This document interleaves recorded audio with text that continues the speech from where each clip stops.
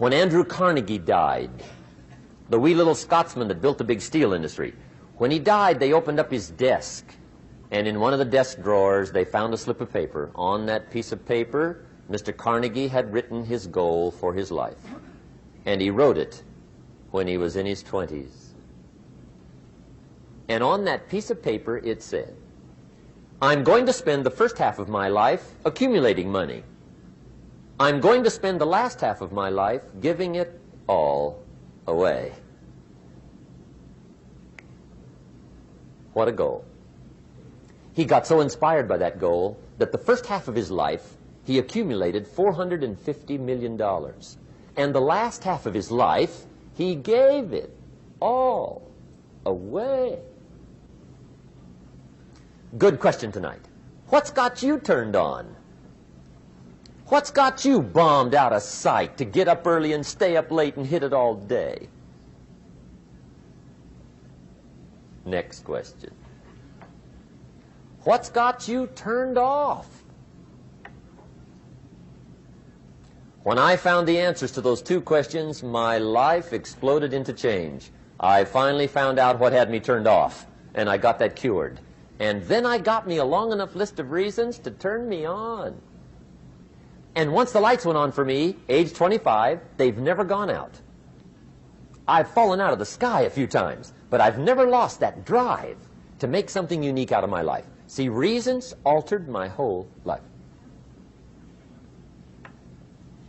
Now, there's another list of reasons called nitty-gritty.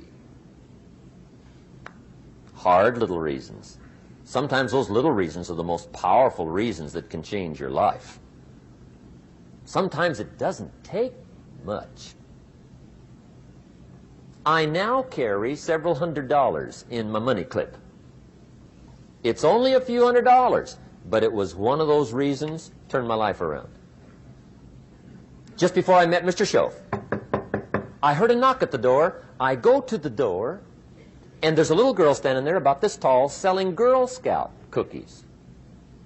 And she gave me one of the finest sales presentations I've ever heard. Special deal, several flavors, this whole package of stuff, $2. And with a big smile, she very politely asked me to buy. And I wanted to. Big problem. I'm broke. I don't have $2. And to this day, I can remember the pain and the embarrassment. I'm a father. I'm a husband. I've been to college. I'm working. I'm 25. I don't have $2. And I didn't want to tell her that for some reason. So I did what I thought was next best. I lied to her. I said, hey, look, I've already bought lots of Girl Scout cookies.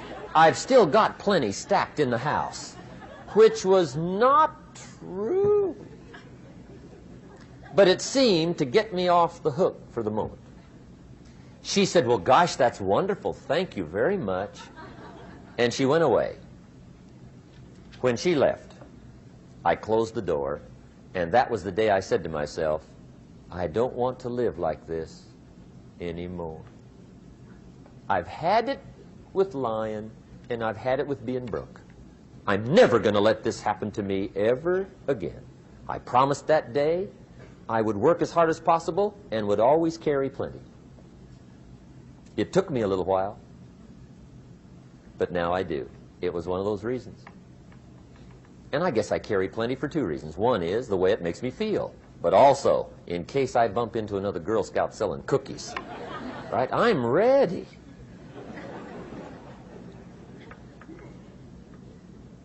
I walked out of the Bank of America one time up in Saratoga, California, where I used to live. Two little girls selling candy right outside the bank. Good place. Some girls' organization they're working for, right? I come walking out of the bank.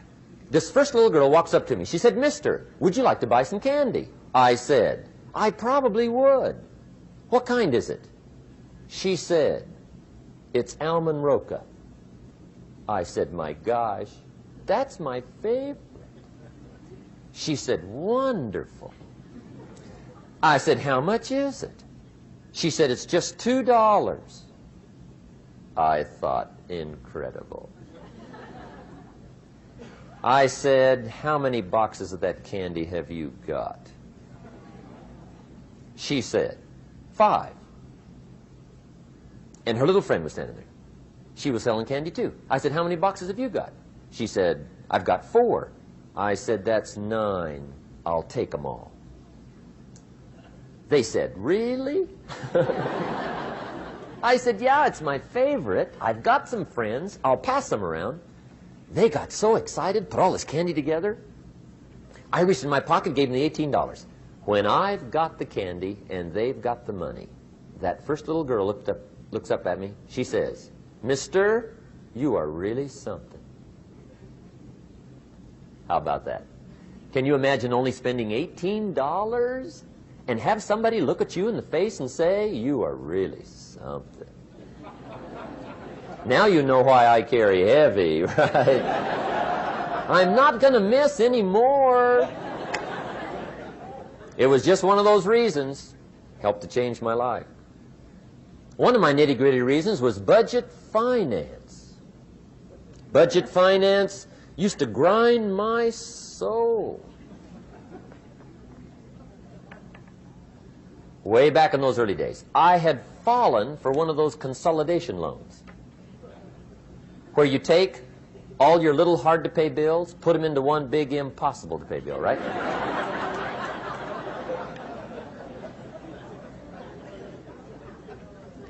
I would get 4 or 5 payments behind. This one guy used to call me day and night. I don't think they're allowed to do that anymore. Harassed me. Threatened to run me in front of the judge. Threatened to ruin my credit. Threatened to embarrass my family. One day he said, we're going to come get your car, drag it rear end up down the street in front of your neighbors. The guy even called me a flake. And back in those days, I'm broke, I'm pitiful, there's nothing I can do about it. But I never forgot how the guy treated me. And when I met Mr. Shoaf, and I got my life straightened out, and the money started to flow, that was one of my first projects, budget finance. I poured it on day and night. I finally put all the money together I owed him, which was considerable. I picked a day for the payoff. And when the payoff day came, I put the money in small bills in a big briefcase. And I walked into the budget finance office on Wilshire Boulevard in Los Angeles. The guy who harassed me so often, his desk was about 3 back. I walked right up to his desk, startled him. He wondered what I was doing there. It was the first time I'd been there since I'd borrowed the money, right? Without saying a word, I opened up this briefcase, dumped this pile of money all over his desk. I said, count it. It's all there. I will never be back. And I turned around and stormed out. Now, that might not be noble, but if you haven't tried it, you've got to one time.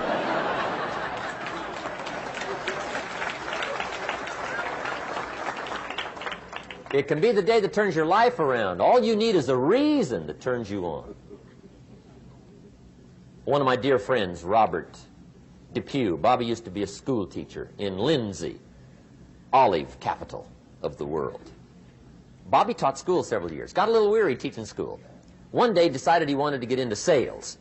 So without telling anybody, he just up and quit his job teaching school and jumped into sales.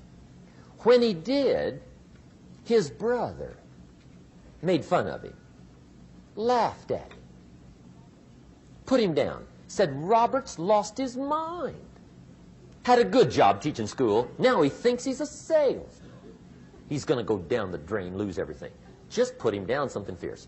Bobby said, the way my brother acted when I got into sales, he said that made me so mad, I decided to get rich. And my question for you tonight is it possible to get that mad? Of course. Wealth is not a matter of intelligence. It's a matter of inspiration. Today, Robert happens to be one of my millionaire friends. Bobby's rich.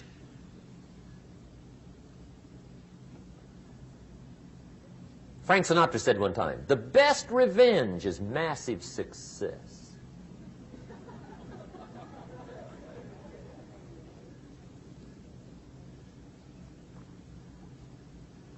Hey, get you a long enough list of reasons so that after tonight you never lack for inspiration. You might not have all the answers right away, but you can get the answers if you can get the reasons. Now, let me give you a little simple formula for goal setting. Okay? We take 2.5 hours on the weekend for the whole 10-year plan. We don't have time for that tonight. But let me get you started with a little simple formula Mr. Schoaf gave me. And maybe this will be helpful. First of all, I've divided goals into two parts. First is long range. Long-range goals. That's your dreams. Your dreams for the next 3, 5, 10, 20, 30, 40 years. Actually, the rest of your life. Your dreams. You've got to keep dreaming.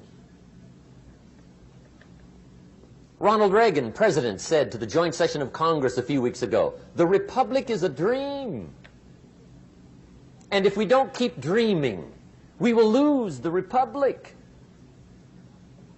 Your better future is a dream for yourself and for your family. Where do you want to go? What do you want to do? What do you want to be? What do you want to see? You've got to dream dreams. There's a Bible phrase that says, without dreams and visions, people perish. You've got to have something to go for that inspires the heart and the soul. Dreams.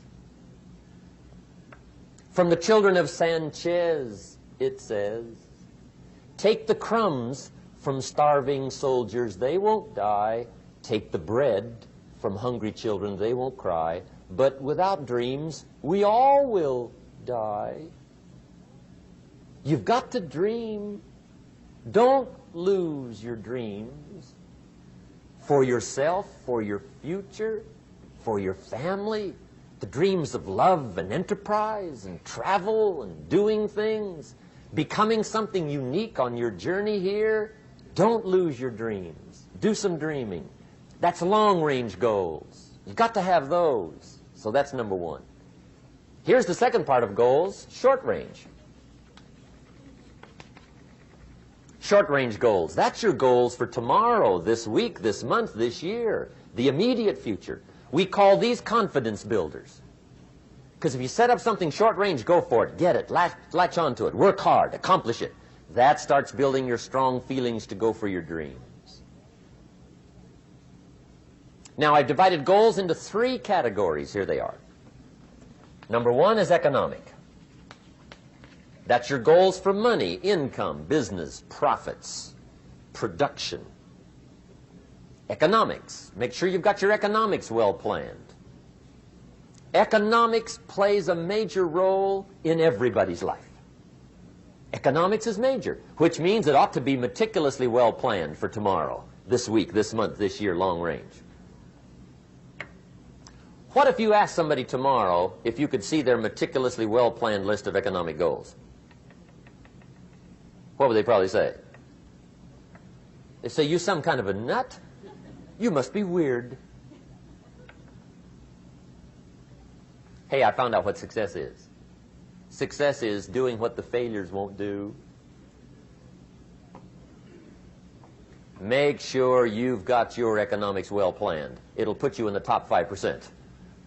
One of the key little subjects we talk about on the weekend is the 7 fundamentals for wealth and happiness. And that's one of them, well-planned economics. It's a fundamental if you want to do well. Join the top 5%. Anybody in this room can join the top 5%, if you will. Okay. Now here's the second category of goals, things. Make a list of the things you want. And on my list of things, now I put everything. Little things as well as major things. Doesn't matter how small it is, it goes on my list. I used to just put major things, cars, homes. I don't do that anymore. I now load my list with everything. Everything. And the reason is, part of the fun of having a list is checking it off. That's it. Boy, at the end of the day, if you can go, got it, got it, got it, got it, got it, got it, whatever it is, right? You get into the habit. So load up your list, the things you want. Now, when you check off something major, celebrate. That's an important point to make. Celebrate your achievements. Live it up. Have a party when you reach something you've worked for a while. See, we all grow from two experiences. One is called the pain of losing. The other one is called the joy of winning. We need both of them. Amplify them as much as you can, which also means make losing painful. If you set up something, fooled around, didn't get it, put it on yourself. On the other side, if you did get it, congratulate yourself. Self-congratulations is a sign of maturity. Seeking congratulations is a sign of immaturity. But hey, winning and losing, see, that's what it's all about. That's the name of the game. Now, some people lead such mediocre lives, at the end of the day, they don't know whether they're winning or losing. They got no clue. Guy's just going through the day with his fingers crossed. There's a better way. Okay, here's the third category of goals, personal development. Put those goals together. Personal development goals. That's your goals to be stronger, more decisive, be a speaker, be a leader, learn a language, all kinds of skills. Okay? The whole weekend seminar was designed to improve all your skills so that you walk away more skillful. And that's what you want, the personal development skills. That's what attracts, that's what brings good things to your life, the person you become more skillful. Now, this is quite a package to work on. Economics, things, personal development. For tomorrow, this week, this month, this year, long range. Okay? That'll get you started. Now, here's the simple formula for setting goals. It goes like this. A, work on your goals. That's step one. Work on them. And I put the word work there deliberately. Setting goals is plain hard work. I don't want to kid you. We haven't come here tonight to kid each other. It's work. I know it's work. That's why a lot of people just let it slide. It's work. Many people work hard on their job, but they don't work hard on their future. They just let that slide. And the work involved is making plans. I know most people don't. I understand that. But don't let that be you. Guy says, well, yeah, you work where I work. By the time you struggle home, it's late. You've got to eat a bite of supper, watch a little TV, get to bed. You can't sit up half the night. Plan, plan, plan. And the guy's behind. Good worker, hard worker, sincere. But you've got to be better than sincere, working hard. You've got to be better than a good worker. You've got to be a good planner. Somebody once wisely said, the people who fail to plan are planning to fail. Well said. So work on your goals. Here's step two. Write your goals down. That's so important. I teach my staff around the world, put your goals in your journal. Because one of the major people you want to study is yourself. Say, here's the list of goals I put together 3 weeks ago. Here's the list of goals I put together 2 years ago. Here's some of the changes I made, rearrangement of my priorities. I scratched these off. I put these on. I've gotten these. Study your accomplishments. Study what your desires are. Put them on paper. Write them down. Here's another reason for writing your goals down. It shows you're serious about doing better. And to do better, you got to get serious. You don't have to be grim, but you must be serious. Everybody hopes things will get better. Everybody hopes. Poor people hope. That ought to tell you something. It means the future does not get better by hope. It gets better by plan. I used to have the affliction called passive hope. It's an affliction. It's bad. Probably what's even worse than that is happy hope. Now that is really bad. That's bad. Happy hope. The guy's 50 and he's broke and he's still smiling. See, that's not good. So get serious about your goals. Put them on paper. Write them down. There's all kinds. His goals, her goals, their goals. Business goals, financial independence goals, family goals. I mean, there's so many things to work on this that if you don't get busy and work on it, sure enough, the time will pass. And sure enough, 5 years from now, you'll wind up where you don't want to be, wearing what you don't want to wear, driving what you don't want to drive, being what you don't want to be. Now's the time to fix it. Now, here's the third step to your goals. Check the size of your goals and the kinds of goals. How big they are, what kind they are, affects you. And here's one of the important phrases of the evening. Your goals are affecting you, whatever they are. Your goals affect your handshake. Your goals affect your attitude, personality. Your goals affect the way you walk, the way you talk, the way you dress. All day long, we're being affected by our goals.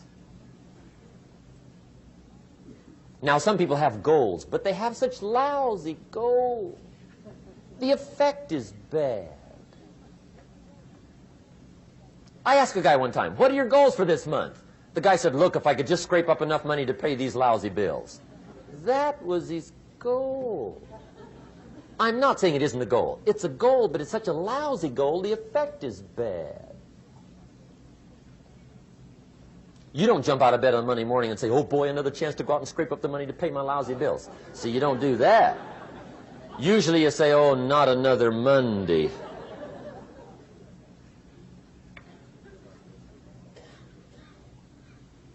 And some people have so given up on life, they have joined the thank God it's Friday club.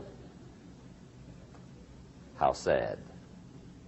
Surely those are the same people, when life is over for them, will say, thank God it's over.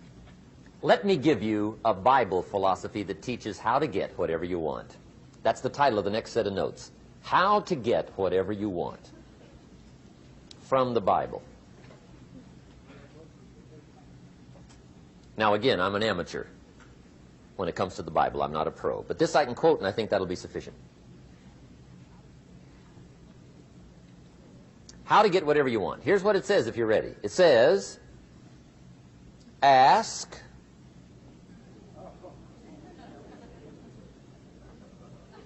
That's it. End of notes. Ask. If there's one art in life to learn extremely well, that's got to be one of them. The art of asking. What does ask mean? Ask means, what do you want? And the formula is staggering. It says ask and what? A guy ought to look into that.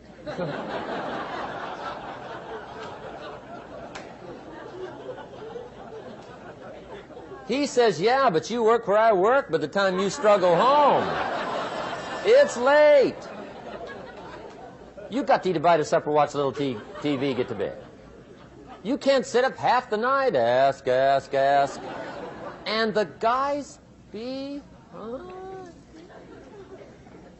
See, you've got to be better than a good worker. You've got to be a good asker. Now, let me give you 3 key points on asking and receiving. This can do it. Number 1, asking is the beginning of receiving. Asking starts a unique process, mental and emotional. I don't even know how it works. All I know is it works. It's like pushing a button and all this machinery starts working. I don't know how. It just works. there's a lot of things you don't need to know how. Just work them. Some people are always studying the roots. Others are picking the fruit. I mean, it depends on what end of it you want in on. Asking is the beginning of receiving, so start the process. Here's number 2. Receiving is not the problem. Receiving is automatic. Now, if that's true, receiving is not the problem, what's the problem? Failure to ask might be one of your major problems. I don't know. Check it out. The guy says, oh, now I see it. I got up last year and hit it every day, but there's not a scrap of paper with my goals on it. Good worker, poor asker. So you've got to change that. Here's number 3. Receiving is like the ocean. There's plenty, especially in California. It's like an ocean here.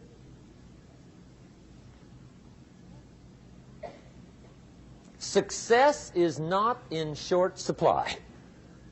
It isn't rationed, and you stepped up to the window and it was all gone. No, no, no. It's like an ocean here. Now, if that's true, what's the problem? Well, some people go to the ocean with a teaspoon.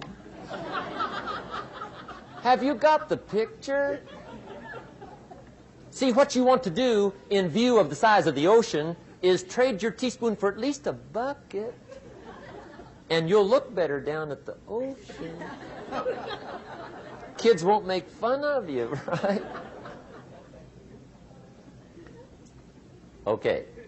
Now, there's 2 ways to ask, and we'll wrap up goal setting. 2 ways. Here's number 1. Ask with intelligence. It didn't say ask intelligently, but I'm sure it meant that. Don't mumble. You don't get anything by mumbling. Be clear. Be specific. Intelligent asking means how wide, how high, how soon, when, what size, what color, how much. Define what you want and describe what you want. That's powerful. In the weekend seminar we teach, goals become like a magnet. They pull you that direction. And the better you describe them, the more they pull. So ask intelligently. Here's number 2. Ask with faith. That's the childish part of the equation. Believe you can get what you want like a child. Not an adult. Adults are too skeptical. So the formula really reads, make plans like an adult and believe in them like a child. And the most incredible things will happen. Just try it for 90 days. Just try it. You can always go back to the old ways. Just try it. Just 90 days, 90 days. Now, here's the last qualifying phrase on goal setting, as we promised to qualify everything. And it simply goes like this. Remember, you won't get everything you want. And we've already studied the reason for that. Simply, sometimes it hails on your crop and rains on your parade. It's that kind of planet. So you won't get everything you want, but if you will work this goal-setting formula, you can get plenty for wealth and happiness. Okay, that's goal setting. We use it around the world. We recommend it. Now, maybe it won't work as well for you as it has for me. I don't know. Maybe not. But what if it did? You got to try. Okay. Here's the last subject, the day that turns your life around. Let me just quickly give you a list of 4 emotions that can change your life in one day. Emotions are powerful. Sometimes it doesn't take much to alter your whole life direction.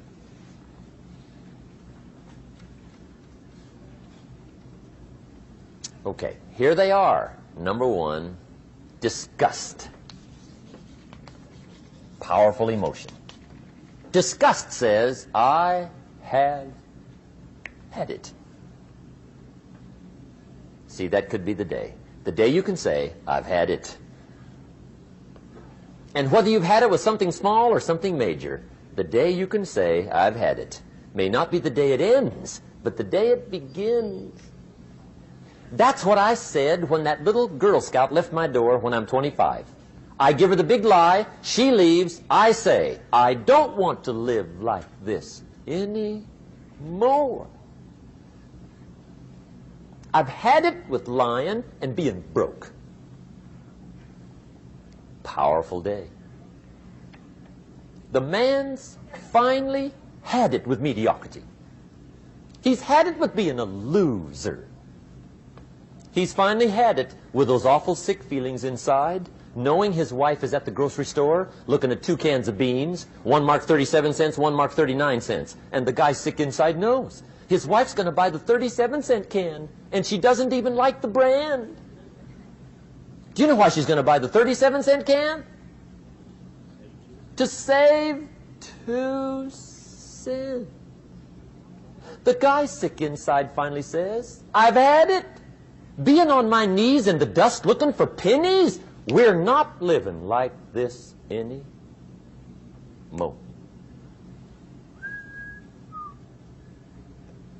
Could be the day that turns your life around. The day you can say, I've had it.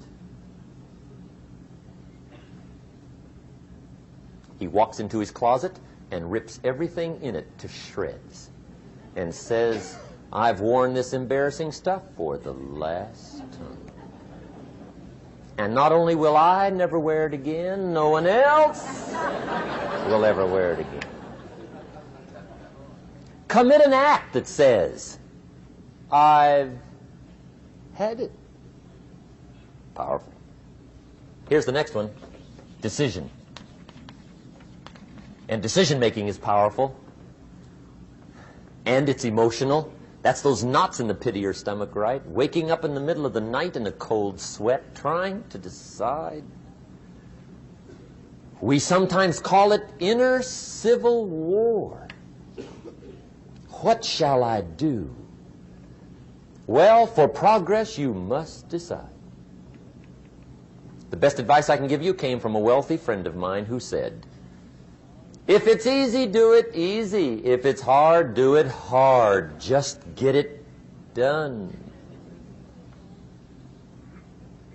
If you went home tonight and in the next few days cleaned up a whole list of decisions, that might furnish enough inspiration for the next 10 years. I found this out many times after you've decided. Getting on with it is easier than deciding. Sometimes decision is the toughest part. Here's the next emotion, desire, wanting to bad enough. And I don't know how to tell you to want to. That's something you've got to come up with. There's 2 things I know about desire. Number 1, it comes from inside, not outside. You don't send off for it. Number 2, I know desire can be triggered by something.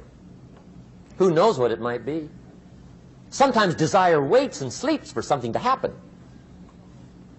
Maybe it's a book, maybe it's a song, maybe it's a sermon, maybe it's a lecture, a seminar, maybe it's the conversation of a friend, a happening, an event. Who knows? The best advice I can give you is what I give my staff. It goes like this: welcome every human experience.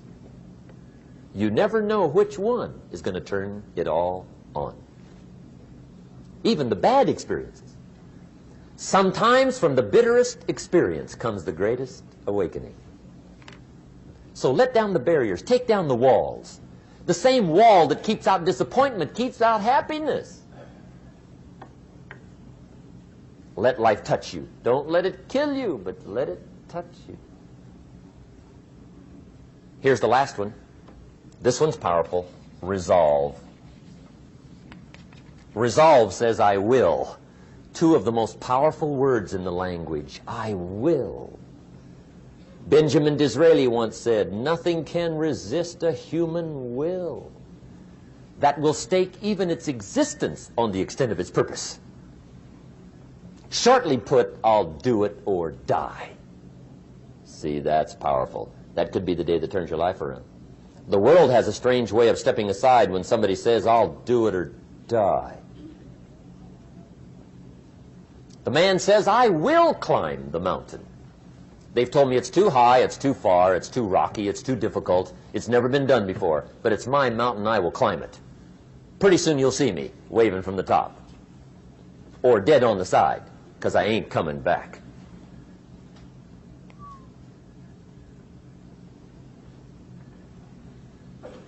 The best definition I ever got from the word resolve came from a little junior high girl in Foster City, California, up north.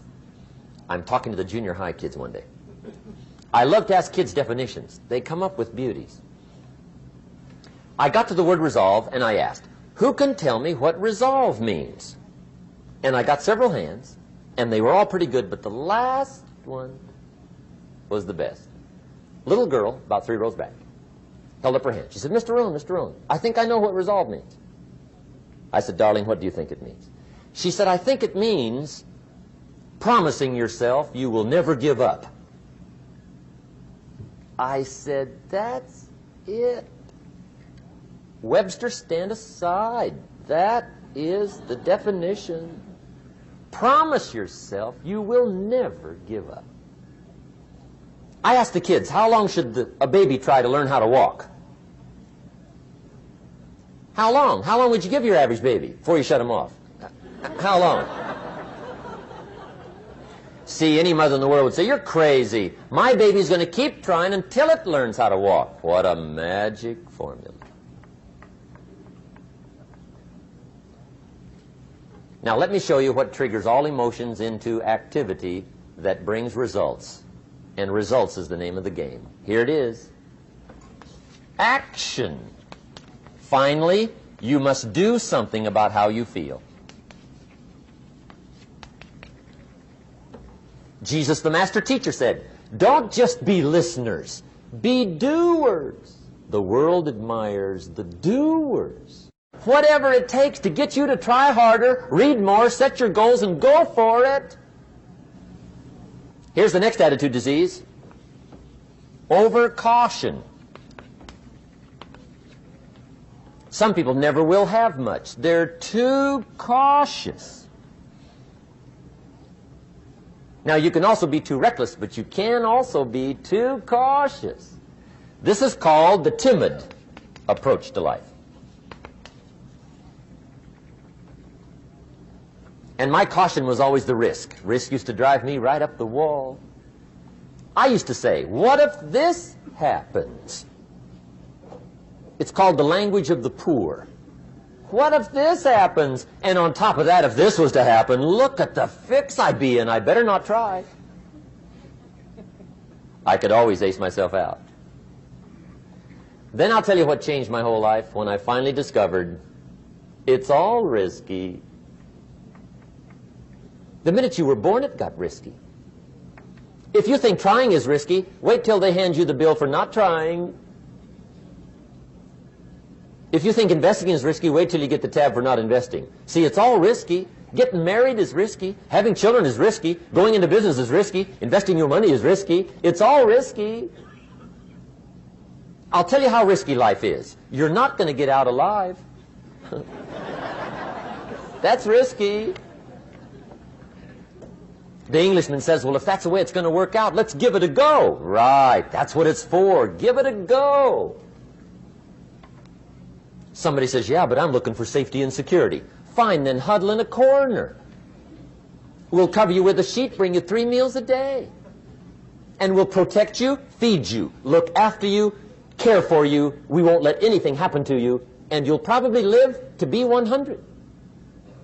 The guy said, well, yeah, I'd live to be 100. But what a way to live. Right. What a way to live, safe and secure. Don't ask for security. Ask for adventure. Better to live 30 years full of adventure than 100 years safe in the corner. And see, it's not important how long you live. What's important is how you live. Here's the next attitude disease. We're almost through with this motley list. In fact, we're almost through. Hang on. The next one is pessimism. Pessimism, the deadly disease of always looking on the bad side, the problem side, the difficult side, checking all the reasons why it can't be done. The poor pessimist leads an ugly life. He doesn't try to figure out what's right. He tries to figure out what's wrong. He doesn't look for virtue. He looks for faults. And when he finds them, he's delighted. How ugly. This is the poor guy who looks through the window, doesn't see the sunset. He sees the specks on the window.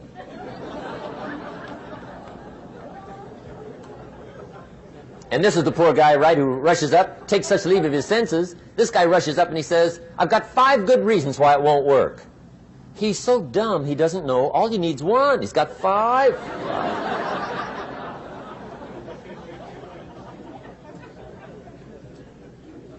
To the pessimist, the glass is always half empty. To the optimist, the glass is half full. Why would the same measure affect people 2 different ways? Answer, it all depends on how you look at it. Our lives are mostly affected by the way we think things are, not the way they are. The way we think they are affects us most.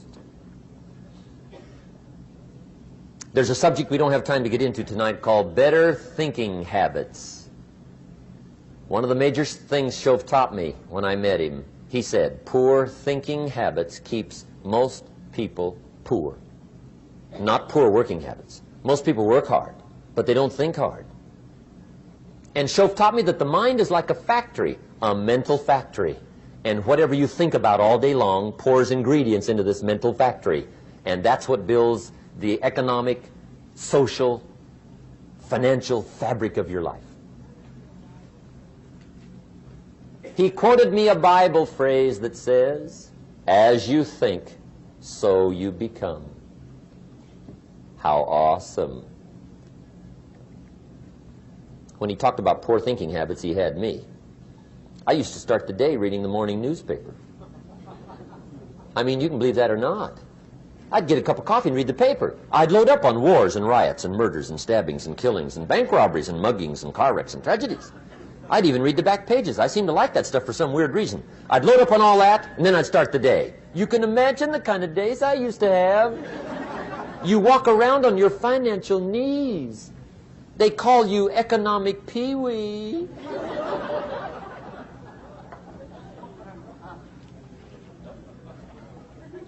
The guy says, I want to be a great leader.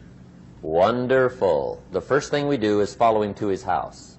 When we get there, we walk in and check his library, number 1. Somebody says, well, why check his library? The reason is because what a man reads pours massive ingredients into his mental factory, and the fabric of his life is built from those ingredients. You would not believe what some people have got in their house to read. You would not believe. One of the best dressed up words I know for a lot of it is trash. Can you imagine dumping a barrel of trash into this mental factory every day and coming out with a rich, dynamic, positive life? It can't be done. You might as well try making a cake with cement. The kids back in Danbury, Connecticut, high school, they're asking me questions one day. I'm talking to the kids. Kids got good questions these days. One of them said to me, Mr. Rohn, how do you build the good life? I said, it's simple. It's not easy, but it's simple. Here's how you build anything. Select the right ingredients, keep out the wrong ingredients, and it starts with thought. Everything starts with thought. So you must be wise and careful what you think about, because that starts everything.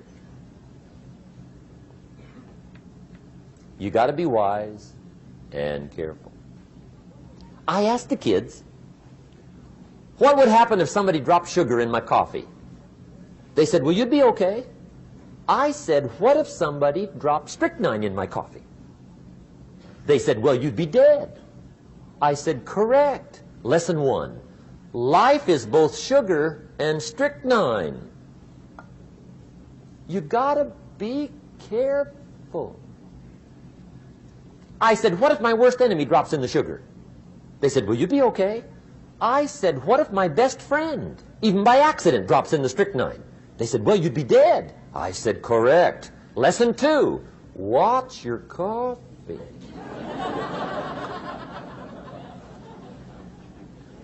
You got to be careful. See, it doesn't matter who hands you the bad stuff.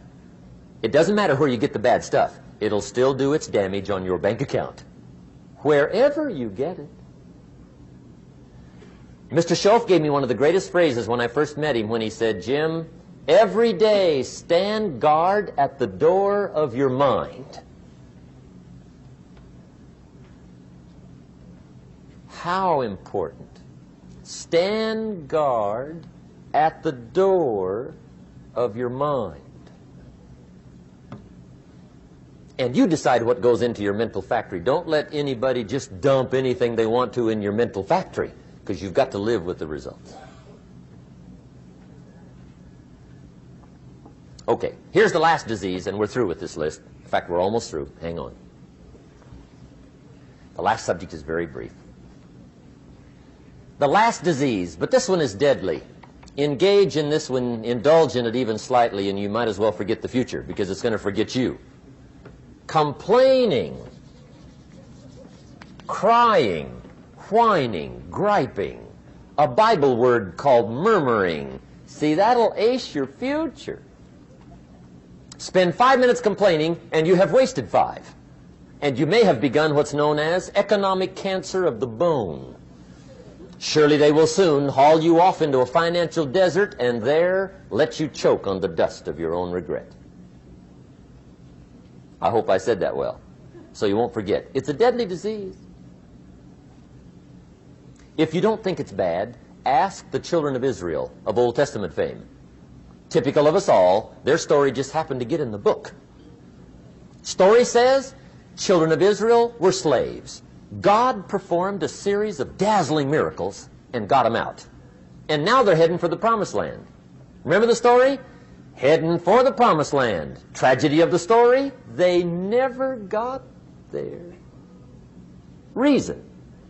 From day one, they started to complain. They griped about the water. They griped about the weather. They whined and cried and griped about the food. They griped about the leadership. They whined and cried because it was too far, too cold, too hot, too difficult, too miserable. I mean, they whined and cried for years. Finally, God said, "I've had it, trip canceled." Or something like that. The story says they died in the desert, never got to the promised land. Which I think means 2 things. Indulge in this long enough, you get your future canceled. And I guess it also means even God himself can only take so much.